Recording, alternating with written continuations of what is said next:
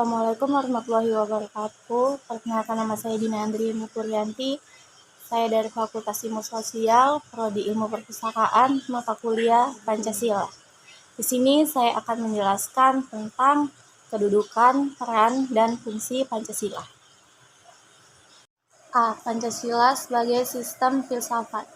Pancasila merupakan falsafah dan dasar negara Republik Indonesia. Selain itu, Pancasila juga memiliki makna rumusan dan pedoman fundamental bagi segala kehidupan bermasyarakat, berbangsa, dan bernegara bagi seluruh rakyat Indonesia. Mengetahui Pancasila sebagai falsafah, atau tepatnya mengetahui Pancasila dari sudut pandang falsafah, merupakan langkah paling awal ketika seseorang hendak memahami atau mengkaji Pancasila lebih dalam, di samping sebelumnya telah dibekali ilmu pengetahuan mengenai Pancasila secara etimologi maupun terminologi. Karena setiap negara didirikan atas dasar falsafah tertentu untuk mengetahui arah dan tujuan yang ingin dicapai. B. Kesatuan sila-sila Pancasila sebagai suatu sistem filsafat. Pada hakikatnya, kesatuan sila-sila Pancasila bukanlah hanya merupakan kesatuan yang bersifat formal logis saja, namun juga meliputi kesatuan dasar yang bersifat ontologis, dasar epistemologis, serta dasar aksiologis dari sila-sila Pancasila. Sebagaimana dijelaskan bahwa kesatuan sila-sila Pancasila ialah bersifat hierarki dan berbentuk piramidal, digunakan untuk menggambarkan hubungan hierarki sila-sila dalam Pancasila dalam urutan luas secara kuantitas dan dalam arti formalogis. Secara filosofis, makna Pancasila sebagai suatu kesatuan sistem filsafat memiliki dasar secara ontologis, dasar epistemologi, dan dasar aksiologi sendiri yang berbeda dengan sistem filsafat seperti materialisme, liberalisme, pragmatisme, komunisme, idealisme, dan lain-lain. Sila-sila Pancasila menurut kajian ontologis.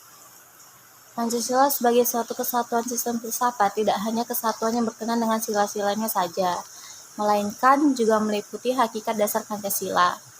Pancasila yang terdiri dari 5 sila, dan setiap sila bukanlah merupakan asas yang berdiri sendiri, melainkan memiliki satu kesatuan dasar ontologis. Dasar ontologis Pancasila pada hakikatnya adalah manusia yang memiliki hakikat secara mutlak. Dapat kita pahami dari sudut pandang falsafah negara, Pancasila merupakan dasar filsafat negara. Adapun pendukung pokok negara adalah rakyat, sedangkan unsur rakyat adalah manusia itu sendiri. Sehingga tepatlah jika secara falsafah Pancasila bahwa hakikat dasar antropologis sila-sila Pancasila adalah manusia itu sendiri. Sila-sila Pancasila menurut kajian epistemologi. Pancasila sebagai suatu sistem filsafat pada hakikatnya merupakan suatu sistem pengetahuan. Dalam kehidupan sehari-hari, Pancasila merupakan pedoman atau dasar bagi bangsa Indonesia dalam memandang realitas alam semesta. Sebagai suatu ideologi, maka Pancasila memiliki 3 unsur pokok agar dapat menarik loyalitas dari pendukungnya, yaitu 1. Logos, yaitu rasionalitas atau penalarannya. 2. Pathos, yaitu penghayatan. Dan 3. Etos, yaitu kesusilaannya. Sebagai suatu sistem filsafat serta ideologi, maka Pancasila harus memiliki unsur rasional, terutama dalam kedudukannya sebagai suatu sistem pengetahuan. 3. Sila-sila Pancasila menurut kajian aksiologi. Secara aksiologi, nilai-nilai yang terkandung dalam Pancasila pada hakikatnya juga merupakan suatu kesatuan.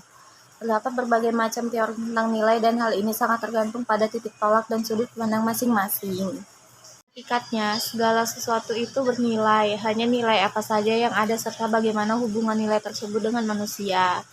Banyak pandangan tentang nilai, terutama dalam menggolongkan nilai, dan penggolongan tersebut amat beraneka ragam tergantung pada sudut pandang masing-masing.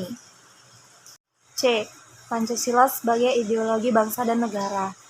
Ideologi berarti keseluruhan prinsip atau norma yang berlaku dalam suatu masyarakat yang meliputi berbagai aspek seperti sosial, politik, ekonomi, budaya, dan lain-lain. Di sini, ideologi berkaitan dengan kehidupan bermasyarakat dan kehidupan kenegaraan. Istilah ideologi juga sering mendapatkan konotasi negatif. di kalangan akademis maupun awam, seiring menyamakan istilah ideologi dengan berbagai cara, gaya atau buah pikir paham totaliter dan tidak begitu disukai masyarakat. Dengan demikian, ideologi berarti ilmu pengertian dasar ide-ide atau ajaran tentang pengertian dasar. Tidak dapat diartikan cita-cita yang bersifat tetap atau harus dicapai. Dengan demikian, cita-cita ini pada hakikatnya berupa dasar, pandangan atau paham yang diyakini kebenarannya.